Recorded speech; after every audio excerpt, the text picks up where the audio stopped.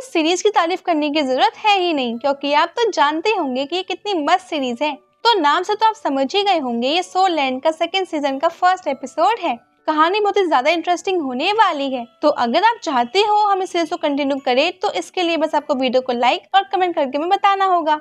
अब जैसा कि हमें पता है कि कहानी की शुरुआत वैसे तो करीबन 10,000 साल बाद से होने वाली है, और साथ ही लिरिक्स से तो ये पता चल ही चुका था कि तंग सेन अपना खुद का एक सेक्ट क्रिएट करता है, लेकिन अब वो सेक्ट में रह नहीं सकता था। इसका कारण कहानी की शुरुआत में वो खुद बताता है।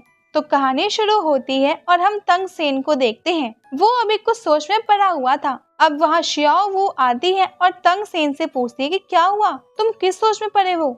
इस पर तंग सेन बताता है कि मैं अभी कुछ टाइम अपने सेक्टर में ही रहना चाहता था, लेकिन सही और गलत के चलते मुझे यहाँ आना पड़ा। वैसे यहाँ तो अभी 20 साल ही हुए हैं, लेकिन वहाँ मॉर्टल वर्ल्ड में तो हजारों साल बीत चुके हैं। वैसे इसके बाद शियाओ वू से हमें पता चलता है कि सेक्ट बने तो अब 10 साल बीत चुके हैं, पर सेक्ट बनने के 4000 साल बाद ही वहाँ मॉर्टल वर्ल्ड में एक बदलाव आया था। दरअसल ये सब अर्थ क्रस्ट के हिलने से हुआ था। इसके बाद पूरा कॉन्टिनेंट 2 हिस्सों में बट गया और कई सारे अलग अलग सेक्ट और क्लेन बन गए। यहाँ तंग सेन कहता है कि वो फिर से वहाँ जाना चाहता है, लेकिन अब सेलेस्टियल रिलम में वापस आकर वो फिर से नहीं लौट सकता है, और इसी कारण से तंग सेन वहाँ होने वाले किसी भी इवेंट में इंटरफेयर नहीं कर सकता। वैसे इसके बाद अब हमें ये भी पता चलता है कि जब वो पूरा कॉन्टिनेंट 2 हिस्सों में बट चुका था, तो इसके 2000 साल बाद ही उनमें के साइड के 4 टुकड़े हो गए। इसका मतलब अब तंग सेन का बनाया हुआ पूरा सेक्ट अब धीरे धीरे खत्म हो रहा है।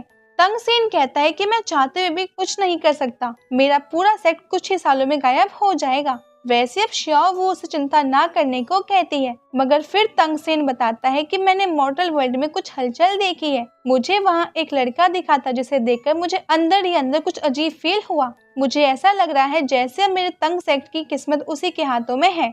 ये सुनकर शियाओ वो कहती है कि तो अच्छी बात है, भले ही हम कुछ कर नहीं सकते पर उसे देख तो सकते ही हैं। अब इसके बाद से असली कहानी स्टार्ट होती है। हम हमारे हीरो हुओ को देखते हैं, जो कि अभी किंगडम की तरफ देख रहा था और बहुत ही ज्यादा गुस्से में लग रहा था। लेकिन तभी वहाँ पर 2 सोल्जर आते हैं। अब पहला सोल्जर हुओ को नहीं पहचाना था, इसीलिए वो उसे अनजान आदमी समझकर भगाने के लिए आगे बढ़ता है। लेकिन तभी दूसरा सोल्जर उसे रोकता है और कहता है कि क्या तुमने इसे पहचाना नहीं, ये डाई है, यहाँ का यंग मास्टर। वैसे यंग मास्टर से उनका मतलब था कि हुओ यहाँ के किंग का लड़का है, लेकिन ये बात सुनकर हुओ कहता है कि नहीं, अब से मेरा नाम डाई नहीं है, बल्कि अब से मैं हुओ हूँ, क्योंकि मैं यहाँ की हर एक चीज को छोड़कर बहुत दूर जाने वाला हूँ। इसीलिए अब से मैं इस नाम को भी यही छोड़ता हूँ। मुझे इस तरह के घटिया लोगों के साथ बिल्कुल भी नहीं रहना है। अब इस बात से वो सोल्जर गुस्सा करते हुए उसे पकड़ लेते हैं और कहते हैं कि तुम ये क्या बेवकूफों जैसी बातें कर रहे हो, तुम्हें पता भी है तुम किसके बारे में कही जा रहे हो।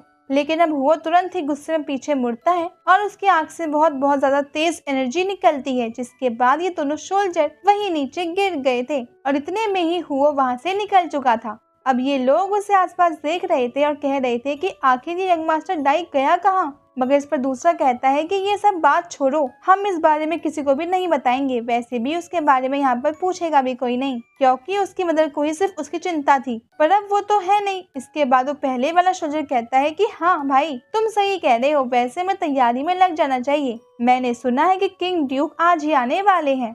अब इसके बाद सीन चेंज हो जाता है और हम आ जाते हैं इसी किंगडम की सेना के पास, जो कि अभी किंगडम में वापस लौट रही थी, और बीच में एक गाड़ी थी जिसमें वही ड्यूक बैठा हुआ था। लेकिन अब हम उसके पास आते हैं तो देखते हैं कि वो बहुत ज्यादा चिंता में लग रहा था और साथ ही किसी सोच में पड़ा हुआ था। दरअसल अभी वो सोच रहा था कि जब वो गाड़ी में बैठा इस जंगल में आ रहा था, तभी उसे पेड़ के पास हुओ दिखाई दिया था। लेकिन वो सोच रहा था कि क्या सच में उसने हुओ को देखा था या ये सब सिर्फ एक सपना था। वैसे हुओ उस वक्त ड्यूक को बहुत गुस्से में देख रहा है, और यहाँ ड्यूक भी ये बात जानता था कि उसने जो गलती की है उस वजह से हुओ के दिल को बहुत बड़ी गहरी चोट आई है। वैसे वो बड़ी गलती क्या है ये अभी हमें आगे पता चलेगी। वैसे इसके बाद हम देखते हैं कि असल में ये सब उसका सपना नहीं था, बल्कि असलियत में भी अभी हुओ वही पेड़ के पीछे खड़ा हुआ था। अभी उसके हाथ में एक चाकू था जो कि उससे उसकी मदर ने दिया था। यहाँ पर हुआ बहुत गुस्से में लग रहा था। इसके बाद वो मन में कहता है कि मैंने तुम्हारे जैसा घटिया इंसान आज तक नहीं देखा। और इसके बाद फिर हमें इस सब की असली वजह पता चलती है। तो असल में वो किंगडम छोड़कर क्यों जा रहा है ये अब हमें दिखाया जाता है। तो उसकी मदर, जो कि असल में किंग ड्यूक की वाइफ थी, उन्हें महल से निकाल दिया जाता है अब पहले हम एक लेडी को देखते हैं जो कि हुओ की मदद से कह रही थी कि तुम महल में रहने के लायक नहीं हो, इसीलिए आज से तुम्हें महल के बाहर कोर्ट यार्ड में रहना होगा। वैसे तुम्हें थोड़ा बहुत खाना दे दिया जाएगा, बाकी काम तो तुम खुद ही कर सकती हो। अब वहाँ से निकलते वक्त हुओ सिर्फ ड्यूक की तस्वीर ही देख रहा था। यहाँ उसकी मदर की आंखों में आंसू थे और हुओ की आंखों में एक गुस्से से भरी आग। अब तभी से हुओ जानता था कि उसे क्या करना है। वैसे इसके बाद हम देखते हैं कि वो कोर्टयार्ड में आ चुके थे। यहाँ हुओ की मदर को ही सभी काम करना पड़ता था। वैसे एक दिन हुओ घर पर नहीं था। उसी समय पर हुओ की मदर को काम करते वक्त कमजोरी महसूस होती है और वो वहीं पर गिर पड़ती है। अब ऐसे तो वहाँ से बहुत सारे लोग निकल रहे थे, लेकिन कोई भी वहाँ पर आता नहीं है। और जब हुओ आता है तो वो अपनी मदर को इस हालत में देखकर जोर जोर से हेल्प के लिए आवाज लगाता है। अब वैसे तो कहने को वो एक महल था, इसका मतलब वहाँ पर बहुत लोग होंगे, लेकिन फिर भी एक आदमी तक वहाँ उनकी हेल्प करने के लिए नहीं आया था। अब हुओ चिल्लाते चिल्लाते अपनी मदर को वही उन्हें जो रूम मिला था वहाँ पर ले आता है। यहाँ पर उसकी मदर की हालत और खराब हो रही थी। अब वो हुओ से कहती है कि देखो तुम मेरी चिंता मत करो, और इसके बाद वो हुओ को वही चाकू देती है और कहती है कि इसे तुम हमेशा अपने पास रखना। और अब वो बोलती है कि अब मेरे जाने का टाइम आ गया है, मैं चाहती हूँ तुम हमेशा खुश रहो। और उसके बाद वो अपनी आंखें बंद कर लेती है। ये देखकर हुओ रोने लगा था, उसे नहीं समझ आ रहा था कि वो क्या करे। इसके बाद अगले सीन में हम देखते हैं कि वो अपने मदर की ग्रेव के सामने बैठा हुआ था। यहाँ पर वो दुखी तो था, मगर साथ ही उसे गुस्सा भी बहुत आ रहा था। फिर वो एक फैसला करता है और कहता है कि मदर, मैंने फैसला कर लिया है, मैं आपकी खातिर सबसे बड़ा सोल मास्टर बनूंगा और आपके नाम को रोशन करूंगा। भले ही इस चीज में मुझे 10 साल 20 साल या पूरी जिंदगी क्यों ना लग जाए, लेकिन मैं कभी हार नहीं मानूंगा। और अब उसके बाद वो अपनी सोल मास्टर बनने की जर्नी पर आगे बढ़ जाता है। अब अगर आप चाहते हो कि हम आगे के पार्ट भी जल्दी कराएं तो चैनल को सब्सक्राइब कर कमेंट कर दीजिएगा। अब हम मिलते हैं आपसे अगले वीडियो में, तब तक के लिए bye bye guys and take care.